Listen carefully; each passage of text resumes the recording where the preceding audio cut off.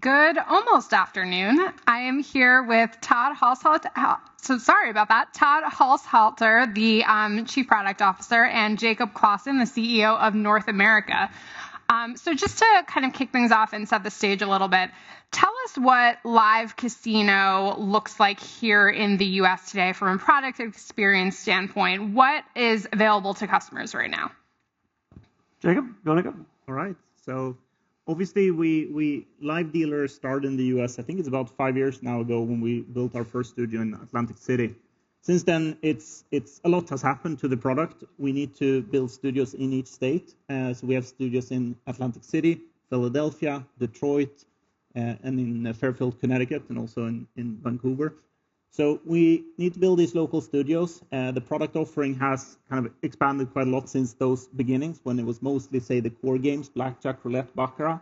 And now the offering is quite a lot more. We've been working really hard on adding more games to kind of elevate the experience. And right now, actually, I counted yesterday, there's 28 different game types or game variants available in North America. So quite a lot has happened. Yeah. I got to experience a little of this firsthand when I was at G2E. I was walking the trade floor, and you can see that it is very clearly becoming a priority for a lot of operators. It was, everybody was showing off their live dealer capabilities and whatever else that they were offering. You're powering a lot of these experiences over at Evolution. Can you talk a little bit more about, as you're expanding your product set, what are you hearing from operators? What are they looking for out of these games? How do they fit into their business goals? It's very different. So in a lot of cases, it's a journey. They've got, across America, say, a lot of sportsbook players, right? And sportsbook players tend to maybe lean a bit more towards table games. And what's a more natural way to introduce the casino side to a sportsbook player than to introduce them to blackjack?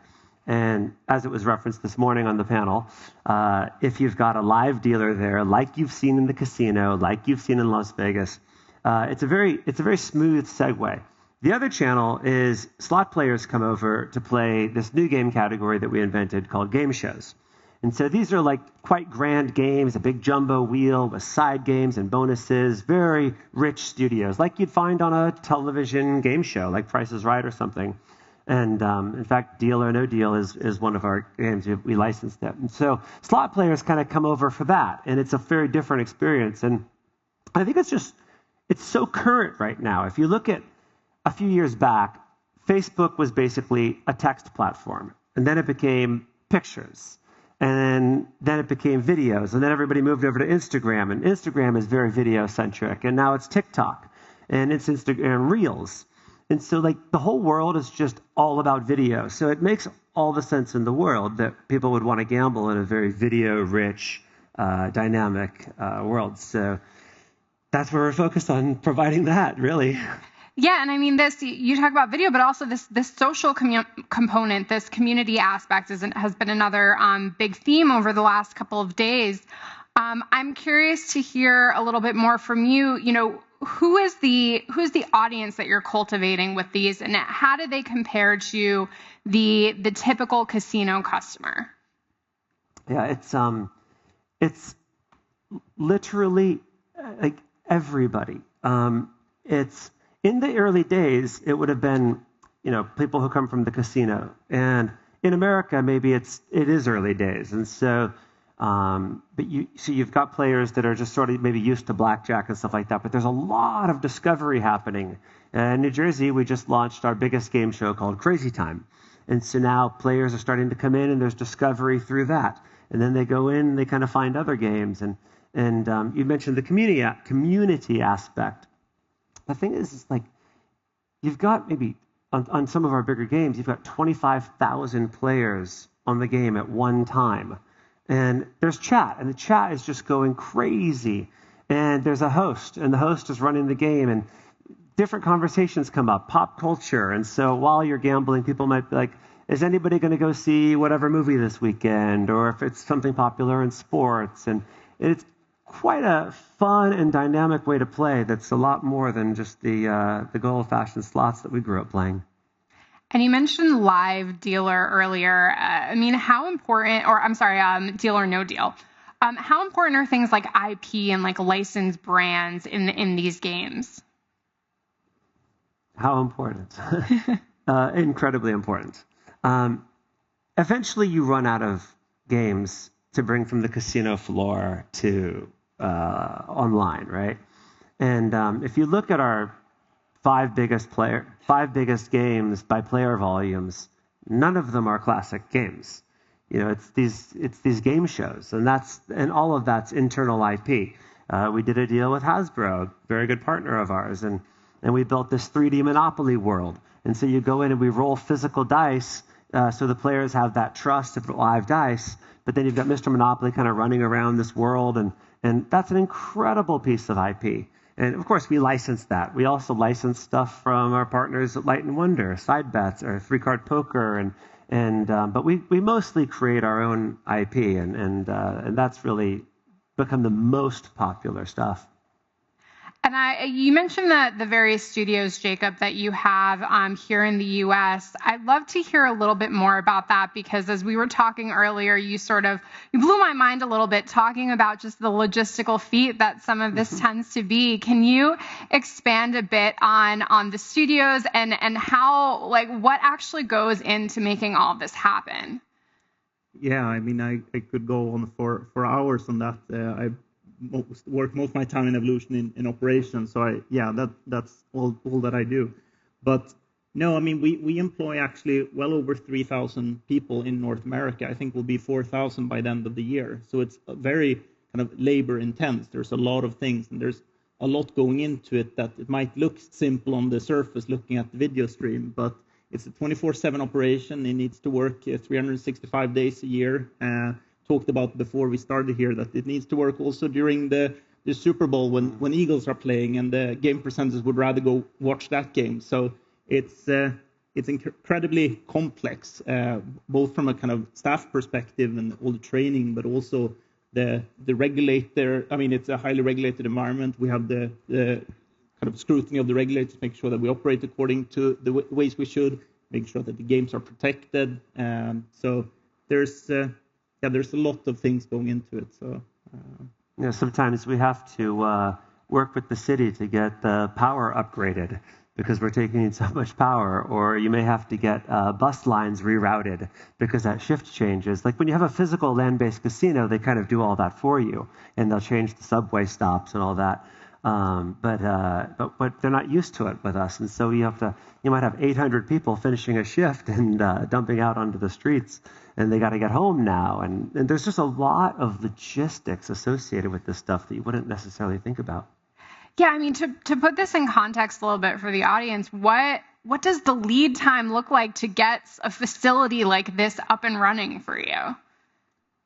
I mean, the good thing is that we've done it a lot of times before. I don't know the exact number. I think we have 20, 25 studios now around the world. So we're quite used to it. So we've become pretty good at that process. I would say it really depends, 6 to 12 months. But it's also what we see now in actually every single location is that we need to expand to keep up with the demand, to make sure that we have enough space. So it's somewhat of a continuous process as well for us to expand these studios to kind of keep up with the demand, basically. Yeah, and as you think about expansion, what are some of the hurdles that you, but also the industry at large, is facing here in the U.S.? The first one is we got to get states to invite us in. Yes, that's a big one. And whenever they open up, we always want to be there on day one and dealing cards and spinning the roulette balls. And there's an education process too. So we come with new games, and they've never seen a game show before, and that's fine. You know, you don't just wake up and know what they are magically. So we have to come in and we work with, and now, again, Jacob said, we've been through the dance so many times that we can kind of anticipate what kind of questions there are. So we can come in with a complete package and say, here's what live casino is, here's how it works, here's how it's regulated in other areas. And so we can help and partner with the regulators. And given the pace of expansion, how does that impact your priorities at Evolution as you think about the next 12 to 18 months? Is that where you start to, focus more on adding more experience types and things like that? Or how does that impact your priorities and your roadmap?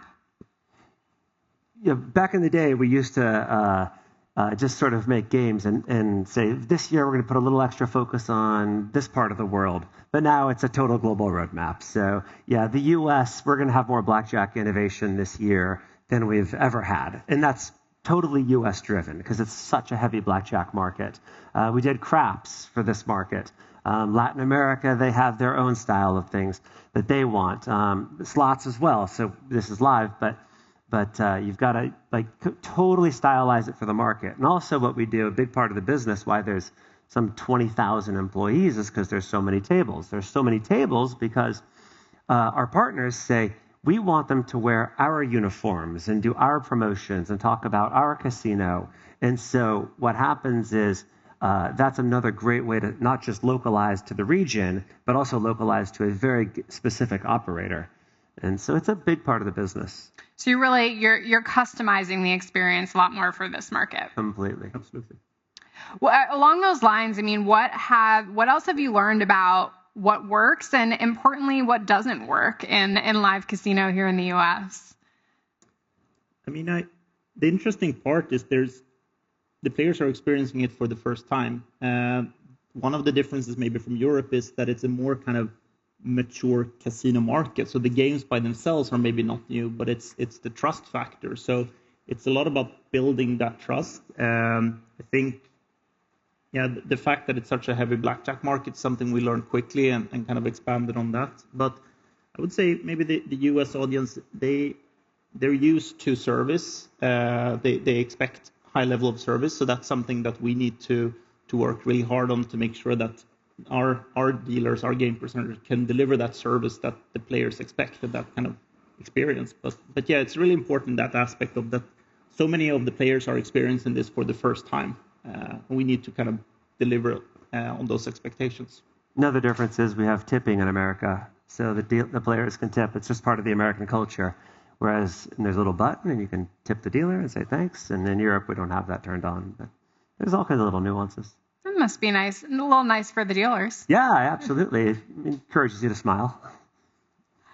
Let's take a step back for just a moment and put this in a larger context. So yesterday we had a panel that talked about it within the context of sports betting. They were looking at in play, and there were projections that could ultimately be 70% of the total pie, and micro betting could make up something like 30%.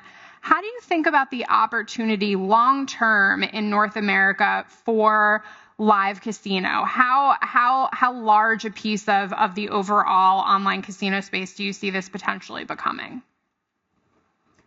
I mean, if we look in Europe at the operators in Europe, live casino, depending on operator and market, but 30 to 40% of the total online gaming business. We're quite far from that in the US today. So I don't see why we shouldn't over time be able to get somewhere there.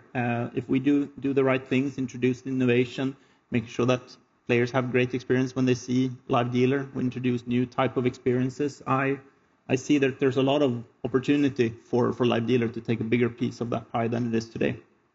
And as a good product guy, it's more than just we want to bring live to slots as well. And so we've been doing that, and we have our foot firmly on the gas pedal to bring live to slots. So we've got slots with live bonuses. We've got communal experiences like a slots with friend thing. We just acquired a company called Live Spins, where it's streamers playing the slots, and then you can bet along with them. And so we're believers in live, we're believers in slots, and those two worlds just have to be combined. So, of course, the 30 or 40% is never enough. Well, let's get to there. Agreed. But we want live for everybody. Yeah, tell me a little bit more about streaming. What opportunities do you see there for Evolution to, partner with or expand or just capitalize on that space, which is huge? Yeah, we've been big beneficiaries of it. You can't go on Twitch or Kick or YouTube without seeing people playing our games, and it's wonderful. We don't necessarily do anything to cultivate it. We're just the beneficiaries of them playing our games, and it's fun. It's fun to watch. that's where we had the idea. We said, you know what? Why can't anybody play along with them? And you could, but it's clunky. You kind of got to log in over here and log in over here, and you could kind of bet the same things. But so that's why we said, these two worlds just have to be combined. If you look at like Asia, the way people are shopping now is they'll go online and they'll watch somebody talking about some makeup product, and then you just click the buy button down below, and that's like all the rage. Well, we wanted to do that for live, but the streaming, I think that could be a really big component of it. Slots is a pretty passive experience, and to have like a friend or someone that you identify with, and to let them kind of do the spins for you, and you ride along, I think it's a super fun way to play. You've talked about shopping, entertainment, all these different industries that you've drawn inspiration from. Where else do you look for inspiration and for ideas that you can bring over to the live casino space? Television, pop culture. We're always like I told you, the game show genre. We look at like the game shows on television. We're watching the trends in the world. So attention spans are unquestionably shorter now. It's a TikTok world out there, and so we design games completely differently than we used to. Nobody wants to turn their phone sideways anymore, and everybody wants to hold their phone like this to play, which means you've got a video that's smaller. So we redesign all of our studios to be sort of long and thin because it plays well on the phone in portrait. And so, we sort of have to follow the trends that are set by like YouTube and Netflix and stuff in that regard. But just about anywhere in pop culture, if someone's doing it on their phone, we're very interested in thinking about how we can bring it over or learn from it. And we have about 2 minutes left, so I want to end off. We've talked about a lot of different trends and where you see the industry headed. As you think about the next year and a half specifically, I'd love to hear from each of you what specific advancements you think we'll see in the live casino space here in North America. Jacob, let's start with you. Yeah, I mean, the first obvious one is as we talked about the game shows. We've launched Crazy Time now in New Jersey. We're going to launch that in hopefully all the states in the US soon. Going to keep innovating there, keeping in more games, more game types, widening that portfolio. Then it's just the growth. I mean, it's really the expansion of the offerings, the more branded, customized experiences. More and more of the operators are looking to build that kind of brand experience, and I see we're working on several of those kind of projects and initiatives to really take that to the next level, the kind of brand experiences that the operators want to create for their players. And Todd, how about for you? Yeah, the more we can make it look like what we're running in Europe, the better. So more game shows. Let's bring more live slots. Let's bring the streamers where you can bet behind. Partnering with our operators so that they really have a good grasp of all the great tools that we offer. And that's going to be a huge thing in the coming 2 quarters, where we're going to unroll a mountain of tools that support all of our games and help players more easily navigate and get around where they want to go, and help bonusing players so that we can help with that discovery journey, because there's still a lot of road ahead. Well, lots of exciting things to come, it sounds like, in the next couple of years. Thank you both for being here. Thank you. Thank you so much.